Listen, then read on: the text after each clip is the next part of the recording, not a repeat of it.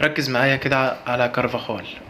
كارفاخال اللي عليه العلامة، بص بيبدأ يتحرك يعني ناحية نص الملعب عشان يفضي نفسه خالص، عشان خاطر هتشوف الحركة اللي هي ديت عشان يبني الهجمة منتخب اسبانيا. بص مين اللي هيجي من تحت، اللي جاي من تحت ده، بص اللي جاي ده يمين يمال، بيجي يسحب مع الباك بتاعه عشان يفضي مساحة في ظهره عشان يتحرك فيها كارفاخال. بص على كارفاخال وهو في نص الملعب، بص بيبدأ يجري عشان يهرب في المساحة اللي فضاها يمين يمال، وبالفعل بيبدأ يتحرك والكرة بتتلعب له.